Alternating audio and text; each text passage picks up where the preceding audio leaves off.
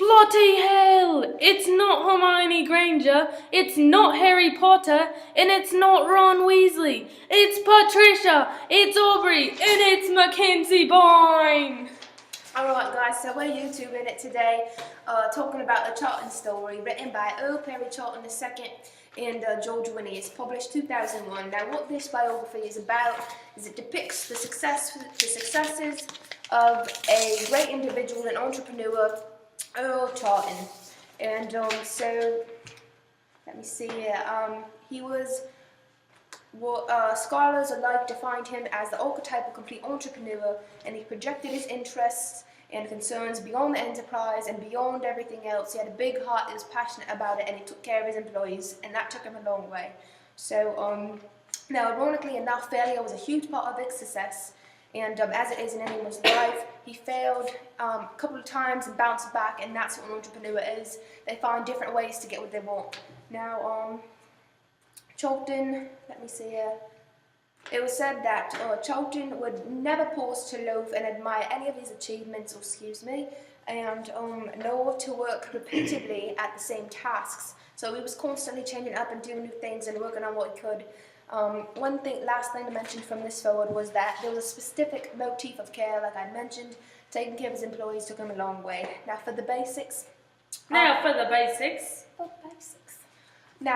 Earl Perry Charlton was born in Chester, Connecticut on June 19th in 1863, and he was the son of James D. Charlton and Lydia Ladd. His father was a blacksmith, and his family immigrated from England to America in 1636. Grew up in Chester, however he didn't graduate and didn't want to go into his father's profession. Went off on his own after saving up some money, went into the merchant business. Before you know it, he went past the clerk, he went past the traveling businessman where he made all of his connections, and by 1889 he had become into the business with a partner, Seymour Knox, and their first store opened up in Fall River, February 22nd of 1889, huge success, and their partnership lasted 6 years.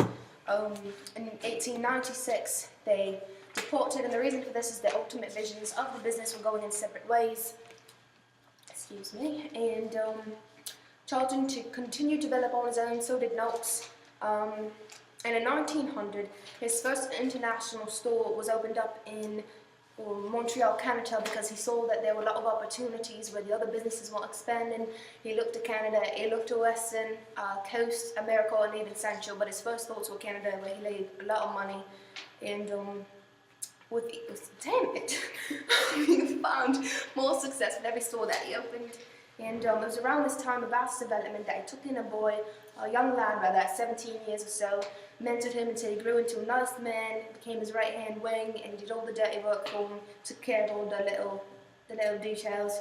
And so in summary of what I have said, Earl Perry Charlton was a man of integrity, courage, resourcefulness, and initiative accompanied by strong interpersonal skills. Thank you for listening, and on to Mackenzie Bourne. Hello, Governor. Now, let's start by saying the competitive stores were opening stores as fast as Frank Woolworth and his associates. In 1906, rumors of a merger were heard. Fierce competition between the various contenders with threats to reduce prices, and nothing came out of it. In 1911, Frank Woolworth called the members of his loosely federated retail family together to discuss his proposition of a gigantic merger. Woolworth was president, and the rest of his founders were vice presidents. On November 3rd, in 1911, an announcement was made that there would be an executive office and 8 district offices. Earl Perry Charlton received 30,000 shares. 30,000 shares! The new Woolworth Company was incorporated on December 15th in 1911. From the time of the merger until January 1912, the new Woolworth Company contained a total of 596 stores. 596 stores! F.W. Woolworth had a severe nervous breakdown. In the last 7 years of his life after the merger, he became morose, grossly obese, and brooded over the last object that gave him purpose. The last object that gave him purpose was the construction of the Great Woolworth Building, which opened in April of 1913. Although Earl Charlton retired, he still attended Woolworth board meetings and executive committee meetings. Now, Earl Charlton married... Okay, it's all right. She's jumping back a little bit to where I was talking about his basic life, who he married, whatnot. So we're going back a little bit in time. All right. Earl Charlton married Ida May when he was only 26, on his 26th birthday on June 19th, 1889. The original business alliance with Seymour Knox was signed on December 13th in 1889 in Buffalo. 2 months later, Earl brought Ida to Fall River, where he was established his first store under the Knox-Charlton banner. They had 2 daughters and 1 son. Oldest daughter Ruth, their son was Earl Perry Jr., and their youngest daughter was Virginia. 1 son, 2 daughters, that's all you need to know. Okay, next. He lived on a pond meadow. Sadly, he lost this house due to a fire. But after this traumatic experience, or event, Charlton constructed a new, more modern, and grander pond meadow. This was a mansion, and it had 2 greenhouses out back. That last line, just going to Okay, now, to list some of his successful traits and successes themselves, by this time in life, Charlton had become a wealthy and privileged member of society, a multimillionaire as director and vice president in the largest variety chain store in the world. In the world! Businessmen of all sorts and more looked up to him for an example. Always involved in dozens of activities, social, commercial, charitable, and etc.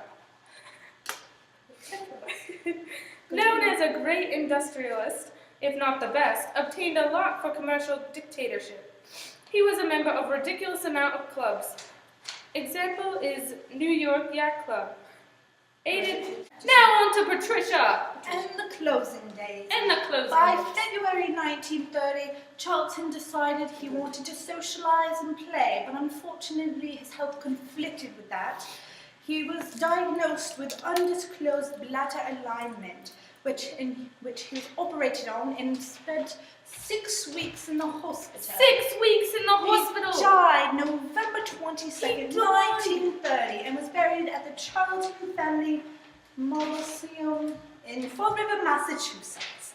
Charlton divided his estate with his discerner among his family and his friends. His wife received all liquid assets in real estate. Each child received $100,000 each. Grandchildren $25,000. Knock it off.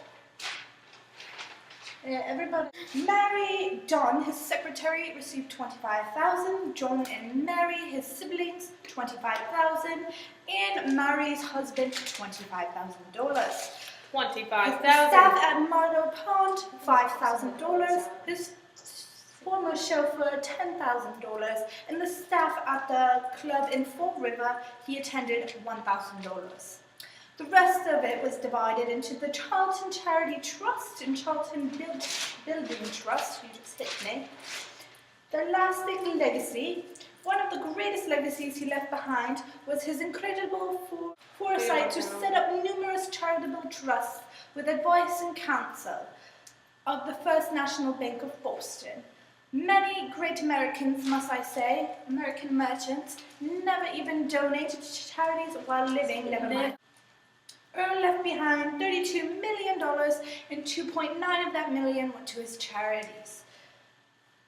In 1979, a project to help his beloved city arose. For 1979, a project to merge 2 hospitals into one under the Charlton name arose for the Charlton Charitable Trusts, which received $1 million to build, and on March 1st, 1980, on Highland Ave, Charlton Memorial Hospital was founded. Ruth, one of... Who's Ruth, I guess? The first daughter. The eldest daughter. Okay, the only daughter. You don't need to know. Just say daughter.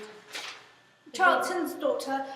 First husband died in March 1960, later married to Dr. James Mason, and moved to Rochester, Minnesota shortly after Dr. Mason died. She died of the age of 104 in 1995, and 80% of her estate went to Mayo Clinic, the other 20% Charlton Memorial Hospital. Charlton Charitable Trusts continue to help local charities such as Boys and Girls Club, YMCA, Clark School of Deaf, and Family Service Agency. July 17, 1977, 400 Woolworth stores closed, ending the 118 years of operation. Sales and profits declined year after year. In the last year they were in business, over 9,200 employees terminated and $36 billion lost. In June 2nd, no. Just go. June 12, 1998, Woolworth Company changed to Venator Group. Name meant sportsmanship in Latin. Venator sold the Woolworth building for $155 million and changed location in New York City. So guys, that's our Old Charlton story because we are part of the Charlton School of Business here at UMass Dartmouth. We'd like to thank you for listening and we hope you have a great day. Cheerio! You want to say something? No. Ciao. Cheerio!